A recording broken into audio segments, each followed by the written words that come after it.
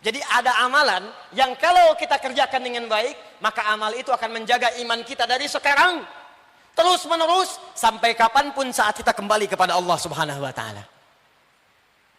Seakan Al-Quran ingin mengatakan, hei, kalian yang sedang beriman kepada Allah yang gaib, yang tak tampak dalam pandangan, kalau iman kalian ingin terus kalian pertahankan, terus kalian jaga, tertanam dalam jiwa, baik sekarang, terus menerus, sampai kamu kembali kepada Allah Subhanahu wa ta'ala, saya turunkan amalan yang kalau engkau kerjakan itu, maka akan hadirlah sifat iman seperti itu.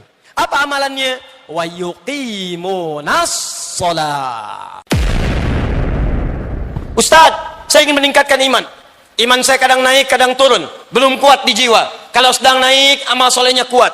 Kalau sedang turun, jangankan sholat yang sunnah Ustaz, sholat fardu pun sulit saya kerjakan. Terlambat saya lakukan. Bagaimana caranya meningkatkannya? Buka kitab Al-Bukhari, 57 hadis, ada amalan soleh di dalamnya untuk membimbing menguatkan iman kita. Nah, amalan ini yang coba saya keluarkan dengan ringkas, malam ini Anda tuliskan, besok bikin kurikulum untuk dilaksanakan. Siap insya Allah? Takbir. Yang ingin imannya meningkat boleh angkat tangan. Yang ingin imannya makin kuat boleh angkat tangan. Baik, Masya Allah, silakan turunkan. Saya tidak ingin kedatangan saya ke sini hanya sekedar duduk, ceramah, Anda dengar, langsung pulang. Saya tidak ingin seperti itu. Kalau Anda hanya ingin datang, duduk, mendengar, pulang, lebih baik Anda bisa belajar dengan siapapun. Saya tidak pernah datang ke majelis ilmu kecuali buat komitmen dengan seluruh jemaah, siap mengamalkan apa yang telah kita pelajari. Siap insya Allah? Mesti ada perbedaan antara datang dengan keluar. Mesti ada perbedaan antara masuk dengan pulang. Mesti beda. Karena itu tempat belajar dalam Al-Quran disebut dengan majlis. Jamaahnya disebut dengan majalis. Quran surah ke-58 ayat 11. Ya ayyuhalladzina amanu, iman.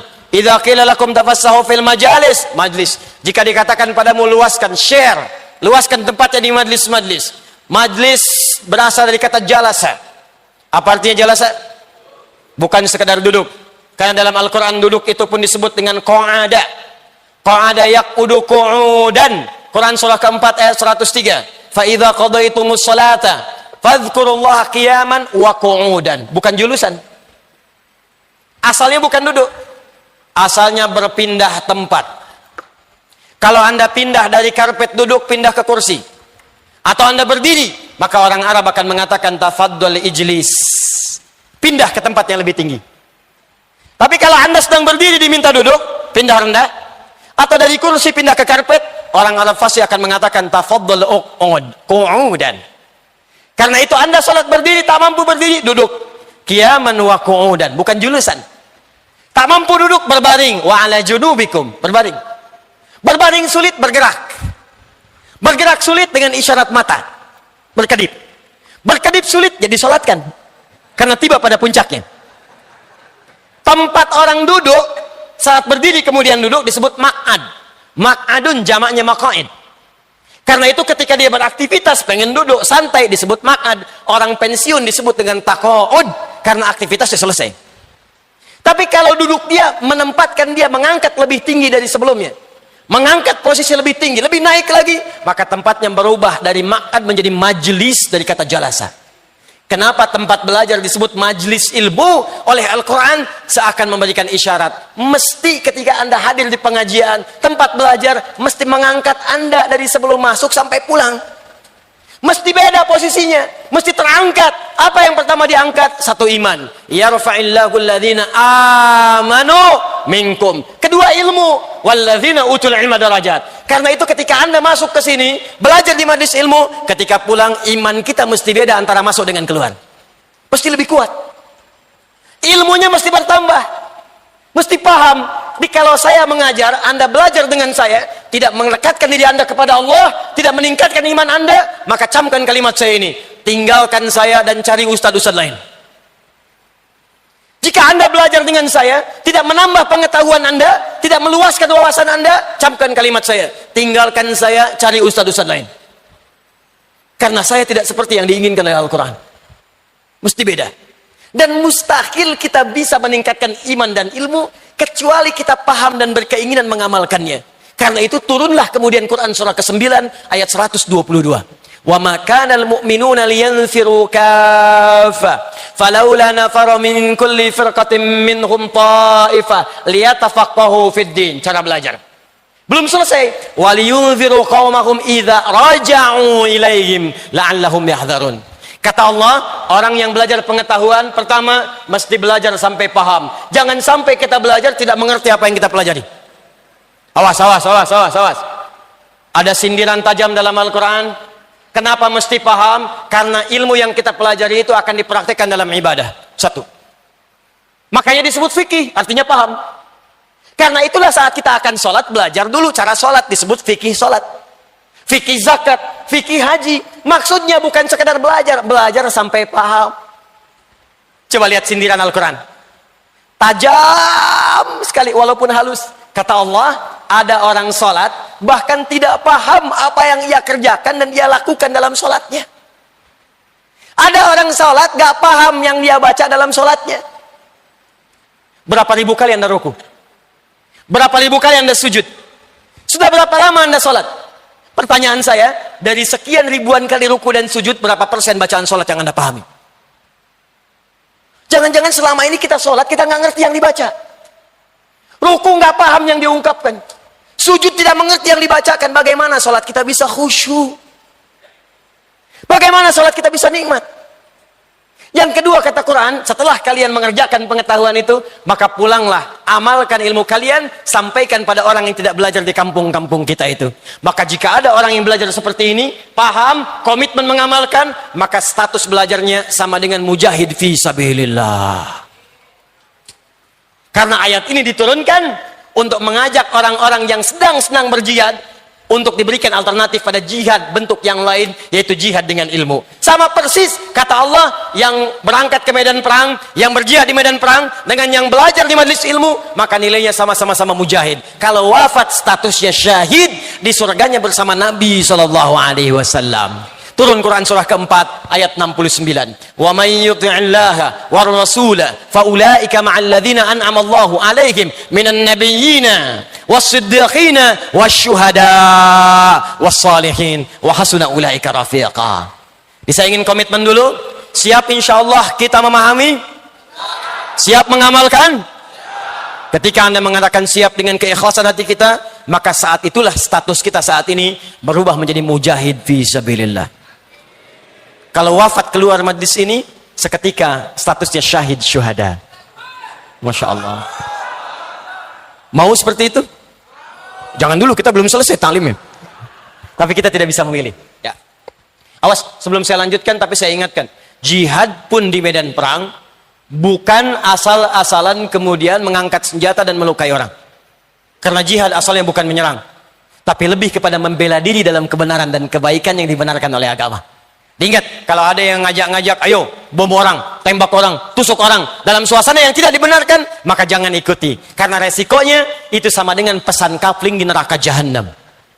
Quran surah An-Nisa, surah yang keempat, ayat 92 sampai 93. Wa may yaqtul mu'minan muta'ammida fajazaohu jahannam wa ghadiballahu alaihi wa la'anahu wa 'adda lahu 'adzaban 'azima. Siapa yang sengaja merencanakan pembunuhan apalagi pada satu orang beriman, maka dia sama saja sudah pesan kapling di neraka jahanam.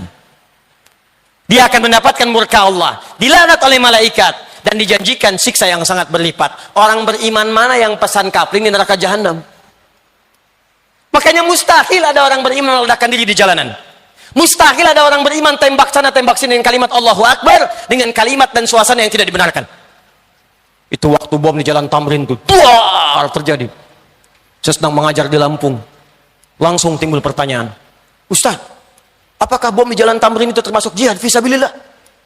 Saya bilang, Pak, sependek pengetahuan saya, jihad fisabilillah itu jihad di jalan Allah, bukan di Jalan Tamrin. Ayo fokus ini.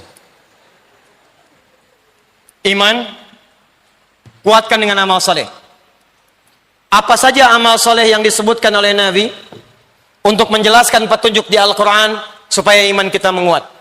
Al-Imam Al-Bukhari menghimpun di 57 hadis dalam kitabnya Al-Jami' At-Sahih Al-Bukhari yang juga mengintisarikan keterangan-keterangan dalam Al-Quran. Perhatikan, setidaknya ada beberapa amalan-amalan pokok yang kalau dikerjakan akan meningkatkan iman, bahkan memunculkan kenikmatan iman yang disebut dengan halawatul iman. Satu, saya agak cepat langsung ke eksekusi amalan. Amalan yang paling pokok, satu, sholat. Satu apa? Sholat. Karena itu ketika Allah menyebutkan kalimat iman pertama dalam Al-Quran, setelahnya langsung bersanding dengan kalimat sholat. Al-Baqarah ayat 3. Alladzina yu'minuna bil ghaib wa yuqimunas sholat. Dan kalimat imannya berubah jadi fi'il mudhari. Dari amanu jadi yu'minun. Silakan lihat. Biasanya Allah panggil ya ayyuhalladzina amanu, ya ayyuhalladzina amanu. Yang ini spesial. Begitu kita diminta mengerjakan sholat, kalimat imannya berubah menjadi fi'il mudhari. Alladzina yu'minun, bukan amanu. Fi'il mudhari punya 3 arti. Lebih bergerak dibandingkan fi'il madhi. Dalam bahasa Inggris disingkat dengan present, continuous, dan future. Sekarang, terus menerus, dan sampai kapanpun. Jadi ada amalan yang kalau kita kerjakan dengan baik, maka amal itu akan menjaga iman kita dari sekarang terus menerus sampai kapanpun saat kita kembali kepada Allah Subhanahu wa taala. Seakan Al-Quran ingin mengatakan, hei, kalian yang sedang beriman kepada Allah yang gaib, yang tak tampak dalam pandangan, kalau iman kalian ingin terus kalian pertahankan, terus kalian jaga, tertanam dalam jiwa, baik sekarang, terus menerus, sampai kamu kembali kepada Allah Subhanahu wa ta'ala, saya turunkan amalan yang kalau engkau kerjakan itu, maka akan hadirlah sifat iman seperti itu. Apa amalannya? Wa yuqimunas sholat. Salat. Karena itu cek. Semua nabi yang pernah bertugas di bumi, semuanya sholat. Untuk mempertahankan iman mereka kepada Allah dan menunjukkan kepada kita saking pentingnya sholat, semua nabi sholat, Pak. Di sholat itu ibadah pokok yang tidak hanya diperintahkan pada Nabi Muhammad SAW dan umatnya, tapi semua nabi yang pernah bertugas di bumi semuanya sholat. Nabi Musa sholat, buka Quran surah ke-20 ayat ke-14. Kata Allah, innani anallahu la ilaha illa ana fa'budni. Saya Allah, tidak ada Tuhan selain saya yang layak dipertuhankan, maka sembah saya. Bertanya Musa, bagaimana ya Allah cara menyembahmu? Wa aqimis sholata li dzikri, tunaikan salat sebagai zikir kepadaku. Nabi Musa salat. Nabi Zakaria salat. Buka Quran surah ketiga ayat 38 sampai 39. Hunalika da'a Zakaria rabbah, qala rabbi habli min ladunka dzurriyyatan thayyibah innaka sami'ud du'a. Di mihrabnya itulah kemudian Zakaria berdoa kepada Allah Rabbnya, ya Allah anugerahkan saya keturunan. Mereka mengatakan saya nggak akan punya keturunan karena saya terbatas. Saya minta kepadamu yang tidak punya batas dalam pemberian. Engkau pasti mendengar doa saya. Kapan doa itu disampaikan? Ayat 39-nya. Fanadatul malaikatu wa huwa qaimun yusalli fil mihrab. Annallaha yubashshiruka bi Yahya. Maka datang malaikat memberikan kabar gembira. Allah menjawab doamu. Kapan doa itu disampaikan? Saat beliau sedang sholat, masih berdiri dalam sholatnya di mihrab. Nabi Zakaria sholat.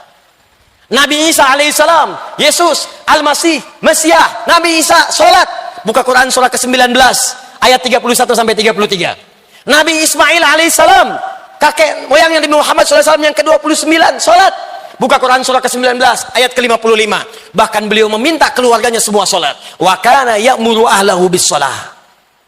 Urutkan sampai ke atas.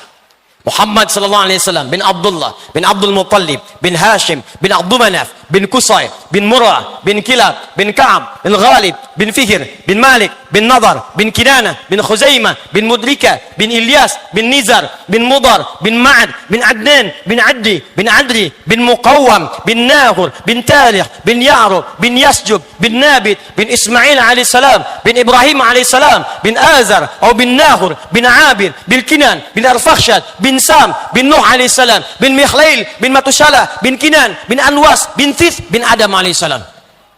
Kalau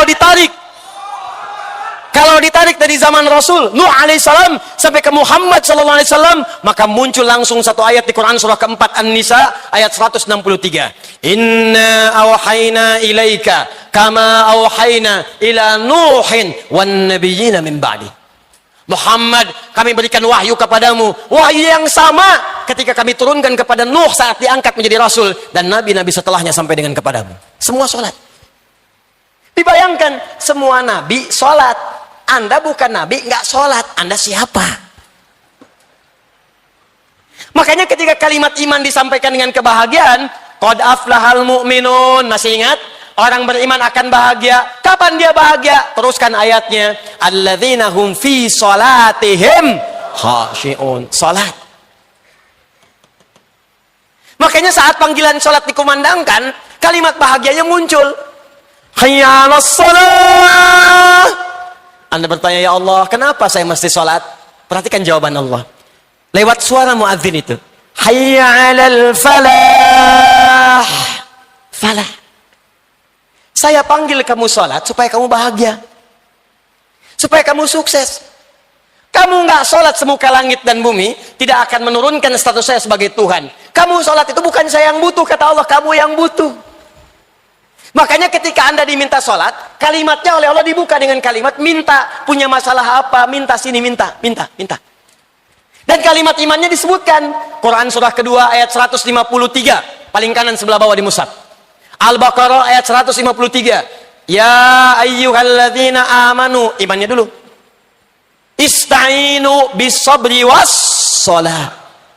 Kalau punya masalah, sabar terima. Lalu datang kepadaku lewat sholat, minta dalam sholat, aku kabulkan. Makanya setiap bacaan dalam sholat isinya doa. Dalam kitab fikih disebut as-sholatu hiya doa. Sholat itu adalah doa. Jadi kalau kita sering sholat dengan baik, imannya terangkat, doanya dijawab, hidupnya nikmat sholat. Bagaimana cara sholat yang benar yang bisa menguatkan iman? Maka keluarkanlah semua jenis sholat yang disebutkan dalam Al-Quran dan hadis Nabi SAW. Ini kurikulum yang mau saya ajarkan. Yuk keluarkan semuanya. Kalau yang fardu nggak usah dicatat, yang fardu itu sudah otomatis. Jadi nggak harus dicatat lagi. Subuh, zuhur, asar, maghrib, isya, rumus telepon online terhadap Allah. Rumusnya 24434. Online dengan Allah. Anda online dengan makhluk hampir 5 menit sekali. Online dengan Allah diminta cuma 5 kali, itu pun telat. Anda online dengan kekasih, mama sebentar sayang, sinyalnya belum kuat. Gelisahnya luar biasa. Terlambat dengan Allah, online cuma 5 kali diminta sehari. Nggak ada kegelisahan itu. 24434. Dalilnya Quran surah ke-17 ayat 78. Quran surah ke-11 ayat 114. Waktunya diatur di Quran surah ke-4 ayat 103. Diminta dijaga di Quran surah ke-2 ayat 238. Paling kanan sebelah atas di mushaf. Ini yang salat fardu. Aqimis salata liduluki syamsi ila ghasaqil laili wa Qur'an al-fajr. Inna Qur'an al-fajr kana mashhuda. Dalil salat 5 waktu. Dikuatkan pahalanya di Quran surah 11 ayat 114. Aqimis salata tarafayn nahar wa zulafan minal lail. Innal hasanati yudhibna as-sayyi'at. Salat fardu. Disebutkan waktunya di Quran surah ke-4 ayat 103. Fa idza qadaytumus salata fadhkurullaha qiyaman wa qu'udan wa 'ala junubikum. Fa idza tma'nantum fa aqimus shalah. Innas salata kanat 'alal mu'minin kitaban mawquta. Kata Allah, orang beriman itu pasti tahu waktu salat. Tuh, cek. Ayo cek tuh. Ayo. Kata Allah, bahasa bebasnya. Orang beriman itu kalau benar imannya pasti tahu waktu salat. Ayo lihat sini. Subuh besok jam berapa? Sini, jangan lihat ke atas. Sini. 4. Tuh. 341, 340, 440.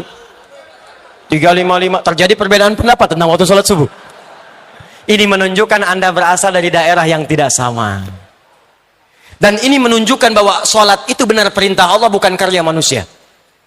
Kenapa? Karena sholat itu satu-satunya ibadah yang akan terus dikerjakan selama 24 jam di muka bumi. Karena itu azannya terjadi perbedaan waktu.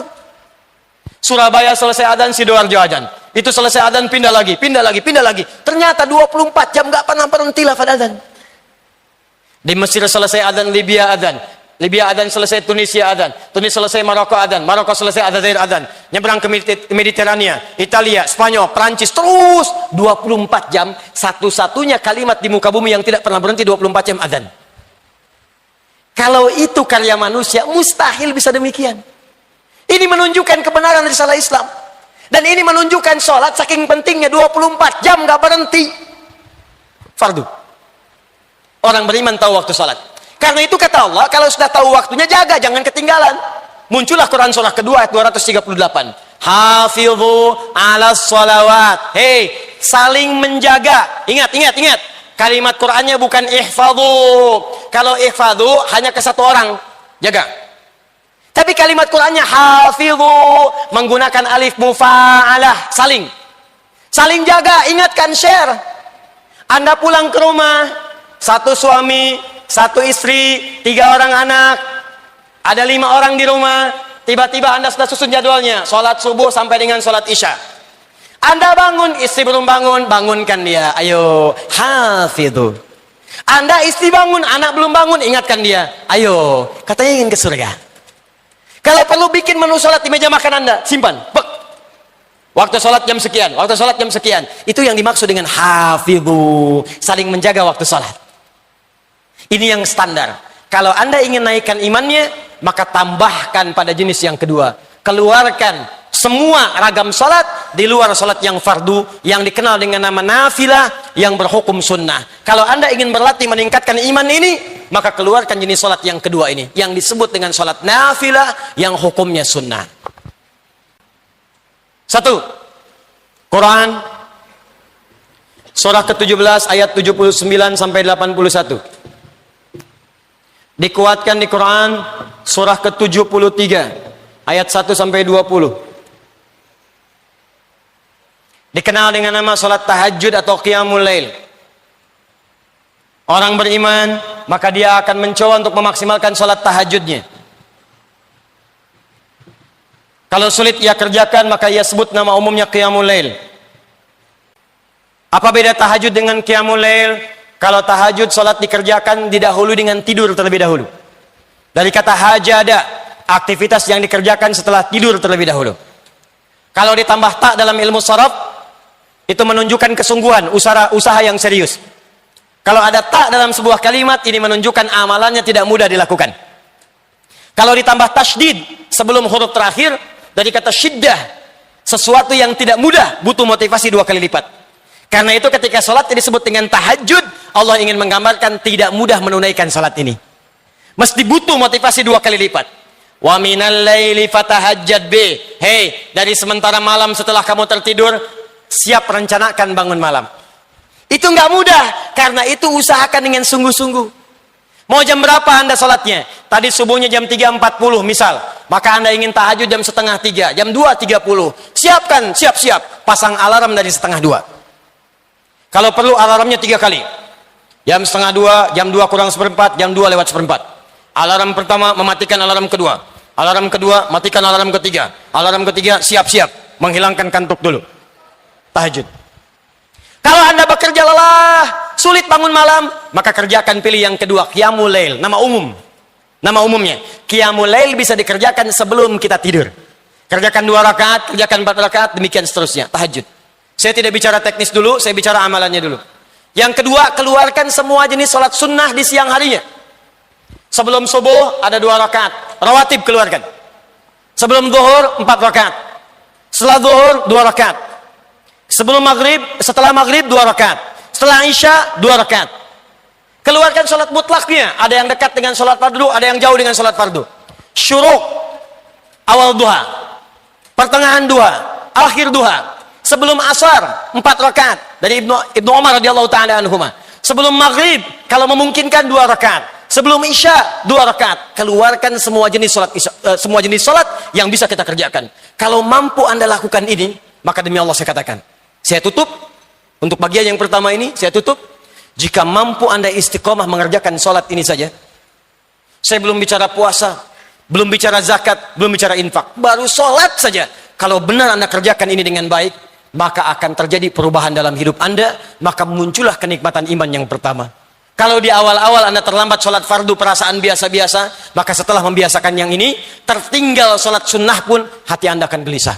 Subuh jam 3:40, Anda bangun jam 3:35. 5 menit sebelum subuh, begitu Anda bangun, ya Allah saya terlambat. Padahal subuh aja belum, karena Anda terbiasa menunaikan sholat sunnah.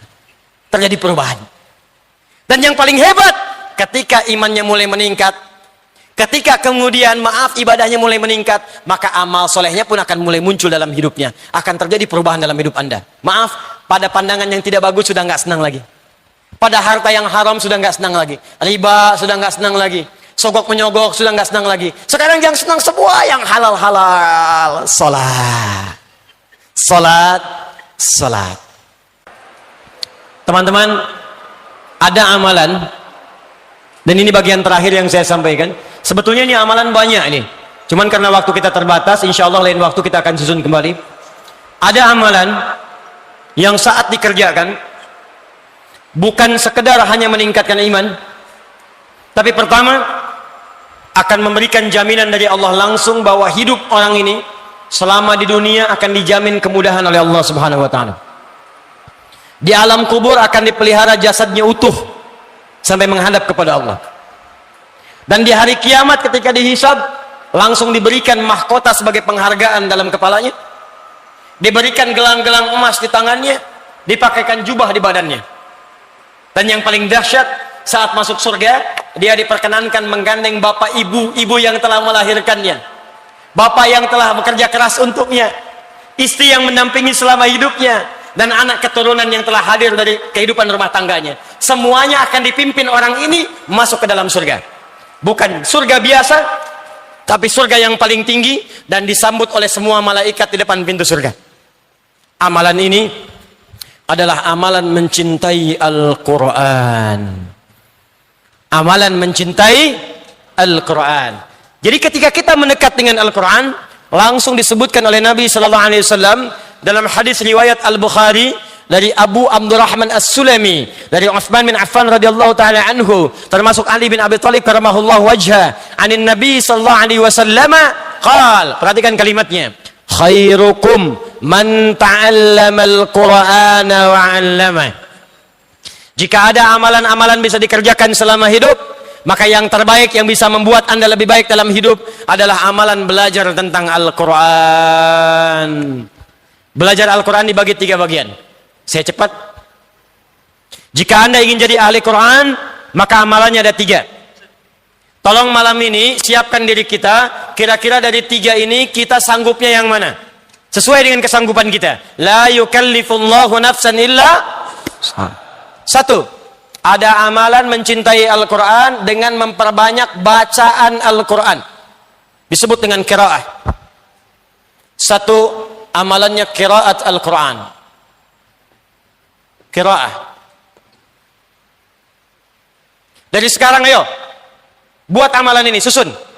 Alhamdulillah kemarin-kemarin ada gerakan one day one juz. Sehari 1 juz baca. Naikkan sehari 2 juz, sehari 3 juz, sehari 4 juz. Cintai Qurannya. Karena itu Nabi sering memotivasi kita. Bahkan kata Nabi, buka hadis riwayat At-Tirmidzi, nomor hadis 2010. Orang yang terbiasa membaca Al-Quran, maka 1 huruf dari Al-Quran itu akan diberikan 10 balasannya. Man qara'a harfan min kitabillahi falahu asyru hasanat, walam aqul alif lam mim harfun, walakin alifun harfun, lamun harfun, mimun harfun, walikulli harfin asyru hasanat. Siapa yang biasa baca 1 huruf dari Al-Quran, walaupun cuma 1 huruf, akan dibalas oleh Allah 10 kebaikan. Saya tidak katakan alif lam mim 1 huruf, tapi alifnya sehuruf, lamnya 1 huruf, mimnya 1 huruf. Setiap hurufnya 10 kebaikan. Anda sholat, subuh 2 rakaat, selesai sholat, diberikan 10. Dalilnya Quran surah ke-6 ayat ke-160. Man jaa'a bil hasanati falahu asyru amsalihha. Selesai sholat, dikasih 10. Tapi Quran, 1 huruf diberikan 10. Baru 1 huruf. Nun, 10. Sudah dulu Taha 20. Alif lam mim 30. Jangan menghitung 1, 2, 3, 4, 5, 6, 10. Bukan begitu caranya, Joni. Di hadis Muslim, masuk masjid saja baru masuk sudah dapat 25. Kata Nabi cara ngitungnya 1 ke 2 500 tahun. 3 500 tahun, 3 ke 4 500 tahun. Jadi kalau ada sehari nggak baca Quran, kehilangan berapa ribu tahun Anda pahala di sisi Allah Subhanahu wa Ta'ala. Quran. Jadi kalau Anda merasa banyak maksiat, harus pintar, cari amalan-amalan paket hemat, dikerjakan pahala berlimpah. Baca Quran paling bagus. Dosa 100, bacakan Bismillahirrahmanirrahim 19 huruf. 190, nutup tuh. Tapi kalau 100 baru dosa masa, telinga belum, lisan belum, tangan belum, kaki belum, maka cari surat-surat yang kita baca dari awal sampai akhirnya. Kalau ingin 30 juz, bikin caranya, saya mudahkan dengan izin Allah Subhanahu wa taala. Perhatikan, kalau langsung dibaca 1 juz rasanya lama. 1 juz bagi 5 waktu salat. Subuh, zuhur, asar, maghrib, isya, bagi 5. Al-Fatihah nggak usah dihitung. Contoh juz pertama, Al-Baqarah 1 sampai 141. 141 bagi 5 berapa? Cepat. 28. 28. Subuh 28 ayat. Zuhur 28. Asar 28. Maghrib isya 28. Ustadz banyak lama, saya harus berangkat kantor. Pendekin lagi. Bagi 2. Sebelum subuh 14. Setelah subuh 14. Sebelum zuhur 14, setelah subuh, setelah zuhur 14. Terus 14, 14, 14, 14, 14, 14. 14 ayat itu berapa menit sih? Paling lama 5 menit. Apa nggak punya waktu 5 menit untuk menggugurkan dosa Anda? Apa nggak punya waktu 5 menit untuk akhirat Anda? Bahkan Anda di sekarang, Masya Allah, di mobil bisa tilawah Quran, di jalan bisa baca Quran, cuma 5 menit. Jika Anda bisa investasi 5 menit dengan sesuai rumus ini, sehari selesai 1 juz, 30 hari sebulan selesai 30 juz. Ustadz belum sampai, cari wirid-wirid, kata Al-Imam An-Nawawi. Dari Al-Quran, cintai beberapa surat tertentu, dawamkan untuk dibaca. Nabi menyampaikan dalam hadis sahih di Al-Bukhari, orang yang senang baca Al-Baqarah dan Ali Imran, maka keduanya akan menjadi awan yang melindungi di hari kiamat. Ka'annahuma ghamamatan. Biasakan baca Al-Baqarah, Ali Imran. Al-Baqarah, Ali Imran. Orang yang senang baca Al-Mulk, maka jasadnya akan dijaga oleh Allah di alam kuburnya. Orang yang senang baca Al-Waqiah, maka akan dimudahkan keadaan rezekinya. Orang yang senang baca surat Yusuf, maka oleh Allah akan dilepaskan dari kesedihan yang menghimpitnya. Maka silahkan, semua surah dalam Al-Quran punya keutamaan. Maka silahkan Al-Baqarahan, Ali Imranan, An-Nisaan, Yasinan, Al-Kahfian, ya. Jangan cuma Qul Huwallahan, Qul Al-Falakan, An-Nasan. Cari ayat-ayat, cari surat-surat yang kita bisa jadikan wirid. Buka kitabnya Imam An-Nawawi. Sebelum menulis Al-Arba'in 42 hadis, Riyadus Shalihin 1896 hadis. Sebelum menulis kitab Syarah Sahih Muslim 9 jilid, beliau menulis At-Tibyan fi Adab Hamalatil Quran. At-Tibyan fi Adab Hamalatil Quran. Klik di Google At-Tibyan Al-Imam An-Nawawi, keluar muncul. Cari terjemahannya. Kalau punya kitabnya cari terbitan Darun Nafais halaman 52, paling kanan di pertengahan. Beliau menyampaikan ada kebiasaan salafus salih. Di sejak zaman dahulu, mereka kalau sedang akan tidur atau dalam kebiasaan hariannya, punya wirid bacaan-bacaan Al-Quran. Nabi mencontohkan wirid sebelum tidur. Baca Al-Ikhlas, Al-Falaq, An-Nas, ayat kursi. Bacakan ayat kursi supaya mencegah setan mengganggu dalam tidur kita. Tapi setannya kuat, Ustaz. Tidak cukup dilempar dengan ayatnya, lempar dengan kursinya sekalian. Biasakan baca. Ternyata ada di antara orang salaf membiasakan baca Al-Baqarah karena ingin dinaungi di hari kiamat. Baca Al-Baqarah sebelum tidur, baca. Allahu Akbar. Saking dekatnya dengan Al-Quran, maka dia dijaga oleh Qurannya. Ternyata sekali waktu dia tertidur, belum sempat baca Al-Baqarah saking lelahnya. Tiba-tiba dia bangun pertengahan malam. Bangun. Temannya kaget terkena bagian tangannya. Dia bangun juga. Dia bertanya, "Madza bika? Kenapa kamu?" Kata orang ini, "Wallahi ra'aitu fil manam laqad natahat dil Baqarah." Saya tadi ketiduran. Dalam tidur saya mimpi diseruduk Al-Baqarah. Di saking seringnya baca Al-Baqarah, ayat itu, surat itu menjadi dekat dengan dia. Kamu belum baca saya. Bahkan sebelum datang hari kiamat untuk menaungi dia dari sengatan matahari yang sangat terik, di alam dunia pun dijaga dengan surat yang biasa dia baca. Biasakan. Pasang target. Ustadz saya belum lancar. Berita baik dari Nabi At-Tirmidzi, nomor hadis 2020. Perhatikan kalimatnya. Walladzi yatata'ta wa huwa syaqqun 'alaihi falahu ajran. Orang yang baru belajar baca Quran, terbata-bata bacanya. Orang baca alif lam mim, dia baca alif lam mim. Falahu ajran. Dia mendapatkan pahala 2 kali orang yang lancar. Oh, kalau gitu saya terbata-bata aja Ustaz ya.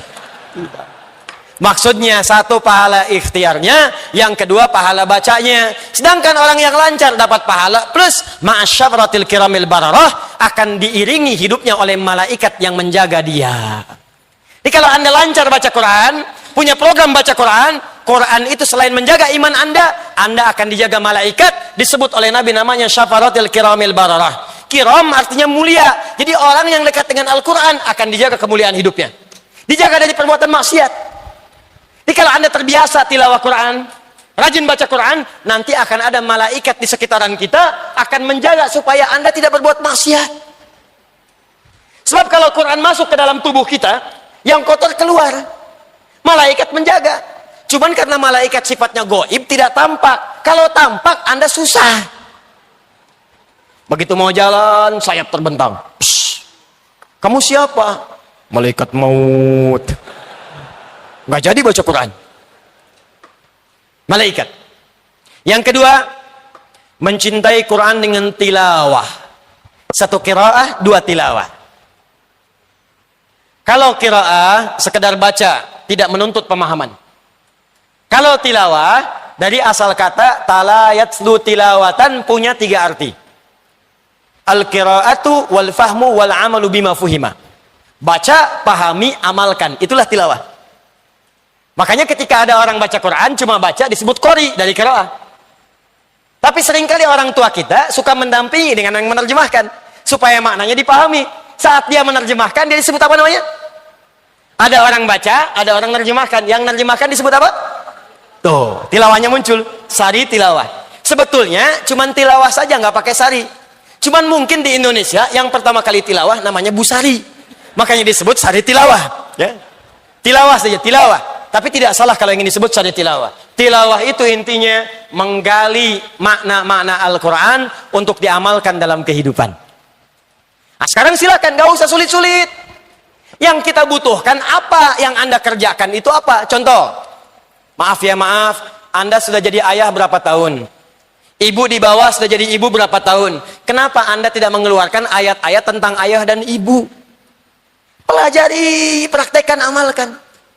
Maka disitulah muncul samara, sakinah, mawadah, rahmah. Kapan samara itu muncul? Kalau Anda dekat dengan Allah. Karena itu keluarkan bimbingan dari Allah dalam Al-Quran, dibawa ke rumah tangga. Anda pekerjaannya apa? Bisnis Ustadz, keluarkan ayat-ayat tijarah dalam Al-Quran, bimbingan bisnis dalam Al-Quran. Anda kerja di mana? Di birokrasi Ustadz, diplomasi Ustadz, keluarkan ayat-ayat pemerintahan, keluarkan, praktekkan dalam pekerjaan Anda. Anda kerjanya apa? Saya masih kuliah Ustadz, keluarkan ayat-ayat ilmu dalam Al-Quran, praktekkan. Itu yang disebut dengan tilawah. Tafsirnya disebut tafsir maudhu'i, tafsir tematik. Mempelajari Al-Quran untuk mengamalkannya. Itu yang banyak dipelajari oleh sahabat-sahabat Nabi SAW. Kata Abu Abdurrahman As-Sulami, aku sejak belajar, akhadtu al-Qur'ana an qaumin. Aku belajar Quran dari sekelompok orang. Yang dimaksud sekelompok orang ini sahabat. Yang aku perhatikan mereka, kata Abu Abdurrahman As-Sulami, setiap mereka belajar 5-10 ayat, paling banyak 10 ayat, maka mereka tidak akan melanjutkan pada ayat setelahnya sebelum mengamalkannya. Baca, amalkan, baca, amalkan, baca, amalkan. Bahkan Amr bin As mengatakan, aku khawatir saat ini banyak orang yang belajar Al-Quran, sedikit hafalan tapi banyak mengamalkan. Tapi aku khawatir nanti di masa depan ada orang hafal Al-Quran semudah meminum air, kasyurbil ma', tapi sedikit dalam mengamalkannya.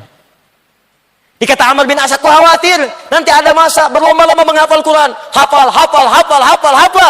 baca banyak, hatam, tapi ngamalkannya sedikit. Bahkan ada yang tidak mengamalkan, hafal Quran tapi zalim. Ini yang kedua.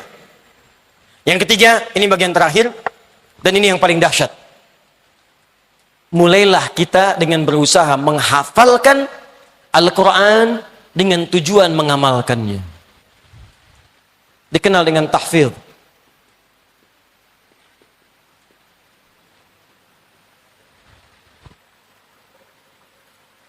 Menghafalkan Al-Quran dengan tujuan untuk mengamalkannya, untuk mendekatkan diri kepada Allah Subhanahu wa taala. Ini puncak yang paling tinggi. Jika Anda mampu melakukan ini, Allahu Akbar. Pertama, kita akan langsung disebut oleh Nabi sallallahu alaihi wasallam sebagai orang yang terbaik, yang langsung masuk pada lingkungan yang sangat dekat dengan Allah Subhanahu wa taala. Qala an-nabiy sallallahu alaihi wasallam, ahlul Qur'ani ahlullahi wa khassatuh. Ahli Quran itu adalah orang yang sangat dekat dengan Allah dan dijaga oleh Allah Subhanahu wa taala. Saat dia kemudian dihisab di hari kiamat, perhatikan cara Allah memuliakannya. Turun Quran surah 35 Fatir ayat 33, paling kiri agak sedikit ke atas di mushaf. Perhatikan kalimatnya. Jannatu adnin yadkhulunaha. Orang ahli Quran itu akan mulai masuk lewat surga Aden. Yuhallawna fiha min asawir. Sebelum masuk akan diberikan perhiasan dulu. Tangannya akan dihiasi gelang-gelang emas untuk membedakan dengan yang bukan ahli Quran. Walibasuhum fiha kharir. Dan pakaiannya itu Masya Allah akan terbuat dari sutra. At-Tirmidzi nomor hadis 2015. Wa yulbasu ilaihi tajul karamah. Dipakaikan di kepalanya mahkota kehormatan untuk membedakan dengan yang bukan ahli Quran. Lalu dipanggil orang tuanya kalau dia memfasilitasi anak itu untuk menghafal Quran. Maka dipakaikan di tangan anak itu mahkota untuk kedua orang tuanya di hadapan seluruh penduduk langit dan bumi. Wa yulbasu ilaihi libasal karamah. Maka dipakaikan kemudian pakaian kehormatan. Qurannya mengatakan, ya Allah, zidhu, ya Allah, tambahkan kepada penghafal, bedakan dengan fasilitator. Fayulbasu ilaihi libasal karamah. Maka dipakaikan di tubuhnya pakaian kehormatan, pakaian kemuliaan. Maka apa yang terjadi setelah itu? Allahu Akbar. Diminta anak ini menggandeng bapak ibunya, menggandeng pasangannya. Kalau perempuan menggandeng suaminya, kalau laki-laki menggandeng istrinya, lalu kemudian memimpin keluarga besarnya, anaknya, cucunya, sepanjang mereka beriman semua dan beramal saleh. Muncullah Quran surah ke-13 Ar-Ra'd ayat 23 sampai 24. Pembukanya sama dengan surah Fatir ayat 33. Jannatu adnin yadkhulunaha. Di Fatir, jannatu adnin yadkhulunaha. Di Ar-Ra'd. Di surah Ar-Ra'd, jannatu adnin yadkhulunaha wa man salaha min abaihim wa azwajihim wa dzurriyyatihim. Allah wal malaikatu yadkhuluna alaihim min kulli bab. Dia akan dipertontonkan pada seluruh penduduk langit dan bumi, masuk ke setiap pintu surga, dan malaikat menyambut di setiap pintu surga, mengatakan salamun alaikum bima sabartum. Selamat, Anda saat di dunia telah sabar belajar Quran. Anda di dunia sabar menghafal Quran. Sekarang silakan nikmati semua kenikmatan di surga yang telah disiapkan untuk Anda. Fa ni'ma uqbaddar. Tingkat paling tinggi. Maka saat dia akan masuk ke surga, dia diminta membacakan Quran yang ia biasa bacakan saat di dunia. Faqra waqar fa inna akhira qiraatika akhiru manzilatika. Hei ahli Quran, bacakan Quran yang biasa engkau bacakan saat di dunia, maka akhir bacaanmu itu disitulah tempat tinggalmu. Maka di situ banyak terjadi penyesalan. Ada yang baca sampai ayat 5. Ulaika ala hudam mir rabbihim wa ulaika humul muhtadun. Begitu sampai situ selesai di situ. Ada kawannya sampai 10. Fi qulubihim maradun fazadahumullahu marada. Naik lagi. Ketika dibacakan naik. Semakin tinggi semakin indah surganya. Ada yang 1 juz lebih tinggi lagi, 10 juz lebih tinggi lagi, yang 30 juz itu yang paling tinggi. Nggak bisa ditukar. Ya Allah, boleh nggak dari Anas dulu? Yang paling tinggi semakin tinggi semakin tinggi. Maka dari itu perhatikan canda orang-orang Palestina. Anak-anak yang banyak sebagian orang menangisi mereka, yang mengatakan kasihan anak Palestina. Banyak orang tidak tahu ternyata mereka dimuliakan oleh Allah. Dan kita yang harus mengevaluasi diri. Jangan-jangan kita yang patut dikasihani. Mereka yang makan roti dibagi 16 potong. Mereka yang mencari air yang kadang-kadang telah diracun itu. Ternyata mereka adalah produk penghafal Quran nomor 1 di dunia. Dari sejak kecil mereka menghafal Quran. Dari sejak kecil mereka didekatkan dengan Al-Quran. Dan perhatikan canda mereka ketika bercanda dengan teman-temannya. Kalau sudah ada yang 30 juz, maka mereka akan bercanda kepada yang 20 juz, 15 juz, 25 juz, 5 juz. Kata yang 30 juz, nanti kalau saya sudah di atas, kamu saya dadahin di bawah ya. Anda sudah sampai kemana? Duhai Anda siapa yang senang membanggakan diri, yang bercita-cita masuk surga Firdaus? Berapa amal yang telah dikumpulkan sampai malam hari ini? Berapa yang telah kita siapkan? Dan berita baiknya, alhamdulillah di Indonesia sekarang banyak 34 provinsi, hampir seluruh daerah sekarang sedang berlomba menjadi ahli Al-Quran. Kalau Anda tidak memulai, maka Anda terlambat. Anda tertinggal. Saya mendapati satu keluarga, Pak. Suaminya bekerja serabutan. Hanya kuli bangunan, kata manusia biasa. Istrinya mengambil kayu-kayu di sawah. Anda kalau datang dimuliakan oleh beliau. Ikan diberikan, makanan diberikan, kumpul. Seakan-akan nggak ada yang tidak ada. Dan ketika ditanya, istrinya akan berkata istrinya, Alhamdulillah, Allah kasih rezeki banyak sama Abi. Sebulan bisa dapat 500 ribu. 500 ribu yang bagi Anda cukup dengan pulsa saja. 500 ribu yang bagi Anda cukup dengan pakaian saja. Bagi orang ini, keluarga ini banyak. Ternyata istrinya hafal Quran 7 riwayat. Suaminya yang kuli bangunan itu sudah hafal Quran 30 juz. Anak-anaknya semua hafal Quran 30 juz. Anak kecil sekarang hafal Quran. 4 tahun hafal Quran. Kami ada murid belajar di Bekasi sekarang. 7 tahun hafal Quran dengan nomornya, dengan posisinya, dengan ayatnya, dengan temanya. 5 tahun hafal Quran, buta mata. 64 tahun sudah memulai menghafal Quran. Bahkan mereka maghribnya jam 5.30, jam 5 sudah di masjid. Ada yang berusaha menghafal Quran tinggal 30 hari, menjauh dari keluarganya. Jadi kalau Anda tidak mulai, Anda tertinggal. Anak kecil usia 5 tahun, maghrib masih setengah jam, sudah datang ke masjid untuk sholat berjamaah, menghafal Quran, tinggal sampai isya, belajar sampai setengah 9, pulang ke rumah. Sementara dia belum balik. Anda diberikan 40 tahun, 50 tahun, 60 tahun, pengen masuk surga Firdaus. Sampai malam hari ini pun untuk baca Quran masih belum punya waktu. Berapa lama lagi waktu yang Anda butuhkan untuk mendekat kepada Allah? Berapa lama lagi? Nasihat saya, kalau Anda tak mampu berlomba dengan orang soleh, meningkatkan amal baik, sebaiknya segera berlomba dengan para pendosa untuk bertobat dan istighfar di hadapan Allah Subhanahu wa Ta'ala. Istighfar. Istighfar.